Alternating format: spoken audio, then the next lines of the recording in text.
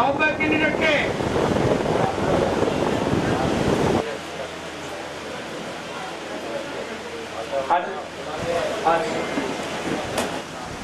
এর মানে আহ্বায়ক প্রার্থী আর নাই।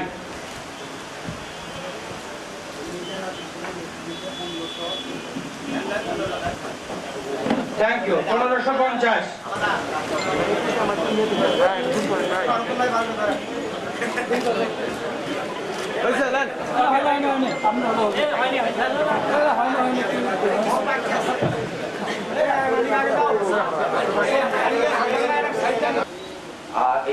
মানে আপনি মানে মোটামুটি মনস্থির করেছেন যে আপনি আপনার এই বাংলা আপনি সারেন্ডার করবেন, তাই তো?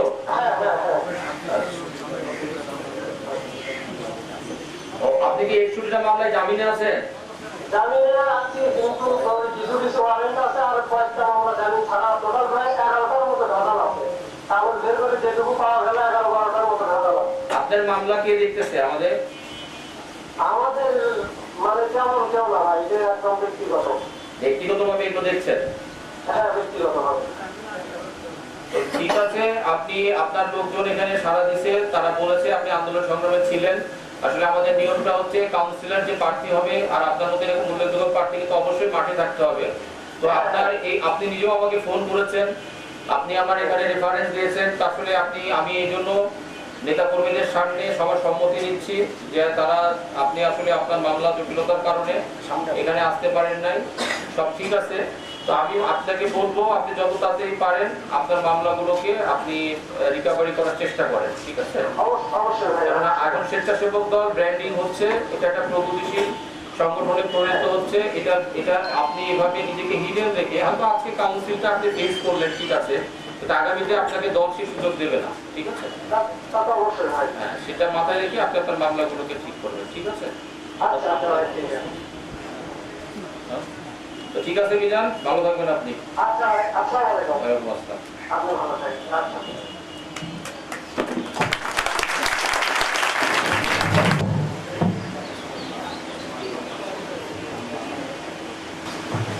আমরা দেখতে পাচ্ছি যে একমাত্র সদস্য সচিব প্রার্থী রকিবুল ইসলাম শিপন, তাকে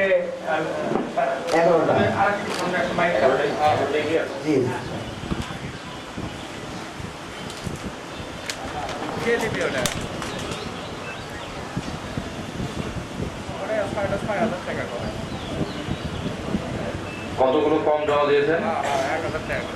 আর আমি সদস্য সচিব হিসেবে 1350। 1350? 11টা ইউনিয়নে। 11টা ইউনিয়ন থেকে। ফর্মে কি কি লাগে আপনি তো আমাদের সাথেই ছিলেন, জানেন তো, একটু বলেন শুনি। 1150 না, মানে 1350। বলেন, আপনি বলেন শুনুন।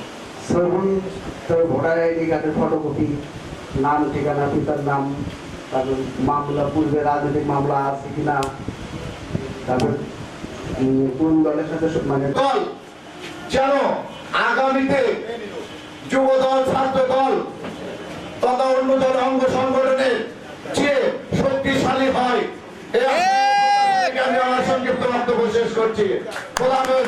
বাংলাদেশ জিন্দাবাদ, শহীদ অমর হক, দেশের বেগম খালেদা জিন্দাবাদ, ভারত নেতা বক্তব্য দেওয়ার জন্য রহমান জিন্দাবাদ। অনুরোধ করছি আমাদের রাজশাহী বিভাগের কৃতি সন্তান নুসরাত ইলাহি রিজভী ভাই, নুসরাত ইলাহি রিজভী ভাইকে তার দিক নির্দেশনা বক্তব্য এবং গঠনমূলক বক্তব্য দেওয়ার জন্য আহ্বান জানাচ্ছি।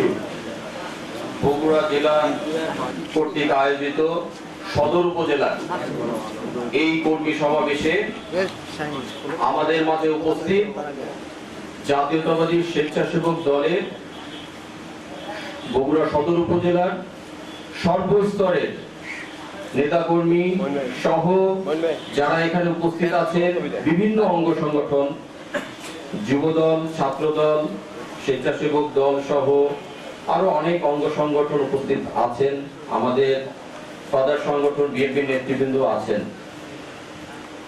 এছাড়াও আমার সাথে এই মঞ্চে উপবিষ্ট আমাদের আপনি আমি যদি এখানে হানাহানিতে লিপ্ত হই, কখনোই এই আমরা তো নিজেরাই ঐক্যবদ্ধ না, বাংলাদেশকে আমরা কি দেব?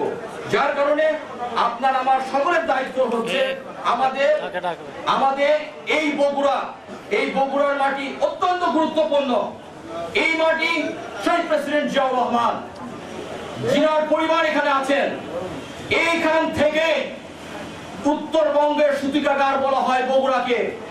আমি একজন জাতীয়তাবাদের কর্মী হিসাবে আপনাদেরকে নিয়ে প্রতিজ্ঞাবদ্ধ হতে চাই, আগামী দিনের রাষ্ট্রনায়ক আমার নেতা, আপনার নেতা, দেশ নায়ক জনাব তারেক রহমান যে আন্দোলনের ডাক দেবেন, আমরা সবার প্রথমে রাজপথ দখল করব।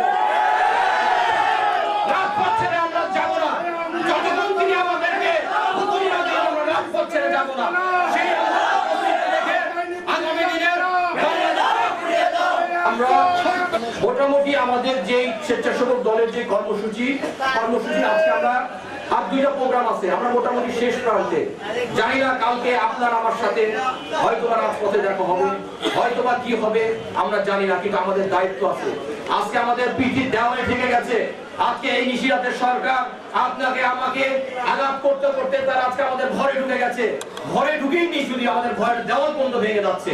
তাই আপনাকে আমাকে ঐক্যবদ্ধ হয়ে আগামী দিনে আমাদের রাষ্ট্রনায়ক, দেশ নায়ক জনাব তারেক রহমান যে আন্দোলনের ডাক দেবেন, সেখানে আমরা একত্রতা ঘোষণা করতে চাই। এই বলে আমি আমার সংক্ষিপ্ত বক্তব্য এখানে শেষ করছি। খোদা হাফেজ। বাংলাদেশ জিন্দাবাদ। শহীদ প্রেসিডেন্ট জিয়াউর রহমান অমর হোক। বেগম খালেদা জিয়া জিন্দাবাদ। আগামী দিনের রাষ্ট্রনায়ক, দেশ নায়ক জনাব তারেক রহমান অবশ্যই আসবে আমাদের এই বাংলাদেশে, ইনশাআল্লাহ বিজয়ের বেশে। এই আমাদের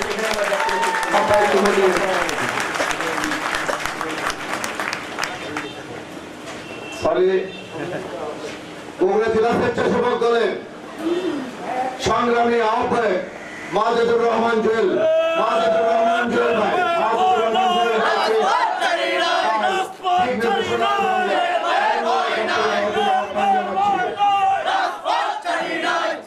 বিসমিল্লাহির রহমানির রহিম। জাতীয়তাবাদী স্বেচ্ছাসেবক দল সদর থানার আজকের এই সম্মেলনের উপস্থিত সম্মানিত প্রধান অতিথি, কেন্দ্রীয় ভাইস চেয়ারম্যান নুসরাত রাহি রিজভী ভাই, বগুড়া জেলা যুগ্ম আহ্বায়ক সরকার মুকুল, 1 নম্বর সদস্য রাকিবুল ইসলাম শুভ, জামিলুল ইসলাম শাওন, অ্যাডভোকেট হাসিবুর রহমান, মাসুদ সরকার কনক, হোসেন আলী, রবিউল ইসলাম রতন, হোসেন আলী, আসিফ মাহমুদ, আব্দুল্লাহ মামুন, আজকের প্রার্থী শাকিল, আহ্বায়ক কমিটির সদস্য শিহাব নাই শুভ, এবং আজকের এখানে মিজান উপস্থিত নাই, আমাদের রকিবুল ইসলাম শিপন সহ যারা বসে আছে সকলকে আসসালামু আলাইকুম। কারো নাম বাদ করে থাকলে ক্ষমা চাই। আমি বলতে চাই যে বাংলাদেশের সবগুলো জেলখানাগুলোকে খুলে দেওয়া উচিত, সবগুলো আসামিকে মুক্ত করে দেওয়া উচিত, যাদের সাজা হয়েছে তাদের মওকুফ করে দেওয়া উচিত। কেন বলছি জানেন? যারা জেলখানায় আছে, হয়তো কেউ চুরি করে জেলখানায় আছে, কেউ ডাকাতি করে জেলখানায় আছে, কেউ চাঁদাবাজি করে জেলখানায় আছে, কেউ মাদক মামলায় জেলখানায় আছে, কেউ মানুষ খুন করে জেলখানায় আছে, ঠিক না? কিন্তু যেই সরকার ক্ষমতায় আছে সেই সরকারটা কি? জেলখানায় যারা আছে তারা হয়তো 2-4-5 লাখ টাকা চুরি করছে, আর পৃথিবীর বড় বড় জার্নালের হিসাব অনুযায়ী 9,000 লক্ষ কোটি টাকা তারা বাংলাদেশ থেকে চুরি করে পাচার করছে। তাহলে বড় চোর কে? এরপরে এই বাংলাদেশে বিচার বহির্ভূত ভাবে 3,000 মানুষকে চাইনিজ রাইফেল দিয়ে বিক্ষোভরত অবস্থায় গুলি করে হত্যা করেছে। তাহলে খুনি কে? এরপরে আমরা যদি ডাকাতির কথা বলি রে ভাই, রূপপুর বালুস কাণ্ডের চেয়ে বড় ডাকাতি আছে নাকি? ঢাকা মেডিকেল কলেজের ওই দুর্নীতি, করোনা কেলেঙ্কারি, এগুলো মনে নাই? বাংলাদেশের 8টা ব্যাংক লুটপাট করে খাইছে। এরা বাংলাদেশকে কলাবিহীন ঝুলি বানাইছে। 30 লক্ষ শহীদের বিনিময়ে 2 লক্ষ মা বোনের সম্ভ্রমের বিনিময়ে বাংলাদেশ স্বাধীনতা অর্জন করেছিল গণতন্ত্রের জন্য। এই সরকার গণতন্ত্রকে টুপি চিপে হত্যা করেছে। বাংলাদেশের মানুষের কথা বলার অধিকার দেওয়ার জন্য পশ্চিম পাকিস্তানি গোষ্ঠী, যেই গোষ্ঠী আমাদেরকে উর্দু ভাষা চাপিয়ে দিয়েছিল, আমাদের মায়ের ভাষায় কথা বলতে দিতে চায়নি, আজকে তাদের বিরুদ্ধে লড়াই করে বাংলাদেশ স্বাধীন হওয়ার পরে সেই বাংলাদেশে বাক স্বাধীনতা নয়। আমি কথা বলছি, এই কথা বলার কারণে আমার বিরুদ্ধে মামলা হতে পারে, আমার বিরুদ্ধে মিথ্যা মামলা হতে পারে, আমাকে গুম করা হতে পারে, আমাকে গুলি করে হত্যা করা হতে পারে। ভয় পাই না। সরকারকে বলি, জন্মেছে একদিন মরবো একদিন। আমার মতো 2-10 জন জুয়েলকে গুলি করে মারার কারণে যদি বাংলাদেশে গণতন্ত্র প্রতিষ্ঠিত হয়, মানবাধিকার প্রতিষ্ঠিত হয়, চুরি চামারি বন্ধ হয়, ডাকাতি খুনাখুনি বন্ধ হয়, তাহলে বাংলাদেশে আমরা জীবন দিয়ে বাংলাদেশের মানুষকে মুক্ত করতে চাই। আমরা সেই স্বেচ্ছাসেবক দল চাই, যে স্বেচ্ছাসেবক দল শুধু সামনে এগোতে জানে, পিছতে জানে না। আমরা বক্তব্য বাড়াতে চাই না। আমার কথা এখানে শেষ করতে চাই এভাবে, শহীদ রাষ্ট্রপতি জিয়াউর রহমান 34 বছর বয়সে একজন টকবকে যুবক, আওয়ামী লীগের নেতারা যখন ব্রিফকেস সুটকেস নিয়ে ভারতের কলকাতা দিল্লি চলে গেল, তখন আমাদের নেতা একজন জুনিয়র অফিসার হওয়ার পরে বাংলাদেশের মানুষের স্বাধীনতার জন্য তাকে যুদ্ধের ডাক দিতে হলো। আওয়ামী লীগের নেতারা চোরের মতো পালিয়ে গেল।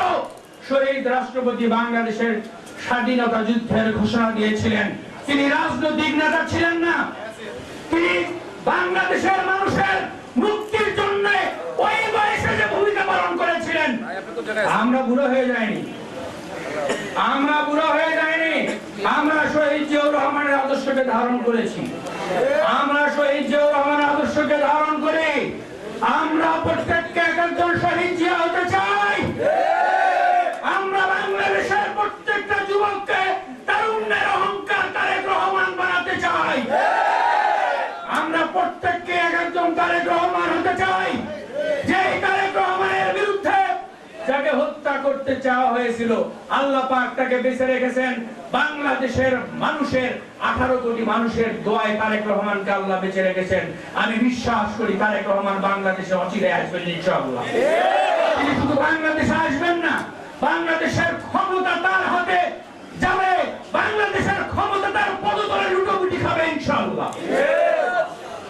এই জন্য আমি শুরুতে বলেছিলাম যে জেলখানাগুলো খামাখা এই মানুষগুলোকে কষ্ট দিয়ে কোনো লাভ নেই। তার কারণ ওদের চেয়ে বড় চোর আপনারা, ওদের চেয়ে বড় ডাকাত আপনারা, ওদের চেয়ে বড় খুনি আপনারা। আপনারা গণতন্ত্রকে হত্যা করেছেন, ভোট দেওয়ার অধিকারকে হরণ করেছেন। বাংলাদেশে ভোট বলে আর কিছু নাই। যে দেশে ভোট নাই, গণতন্ত্র নাই, সেই দেশ সভ্য হতে পারে না। মাননীয় প্রধানমন্ত্রী, আপনাকে প্রশ্ন করতে চাই, কোন মিডিয়ার মাধ্যমে যদি যায়, আলহামদুলিল্লাহ। আমাদের মাননীয় প্রধানমন্ত্রী, আপনি বলেন তো বাংলাদেশে কি ভোটের অধিকার আছে? যদি থাকে, মাননীয় প্রধানমন্ত্রী আপনি সাংবাদিকদের সামনে, টেলিভিশনের সামনে এসে বলেন বাংলাদেশের মানুষের ভোটের অধিকার আছে। এটা যদি আপনার সাহস থাকে, তাহলে বুঝবো আপনার সব সাহস আছে। আর যদি বলতে না পারেন, তাহলে আমি যা বলেছি, আপনারা হচ্ছে চোরের দল, চাটার দল, আপনারা হচ্ছে গণতন্ত্রের হত্যাকারী, আপনারা ভোটকে হত্যাকারী। মানুষকে গুম করেছেন, গণতন্ত্র গুম করেছেন, বাক স্বাধীনতা গুম করেছেন, বাংলাদেশটাকেও গুম করার জন্য সকল ষড়যন্ত্র পাকাপোক্ত করেছেন।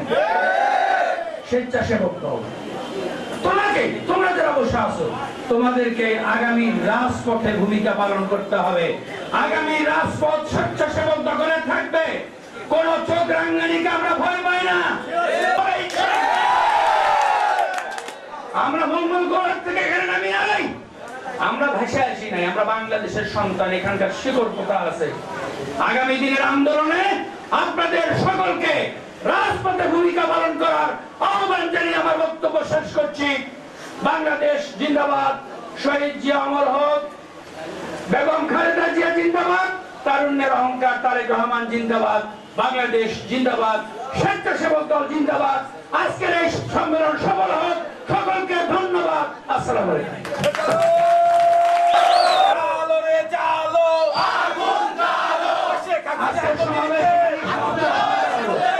আজকের সমাবেশ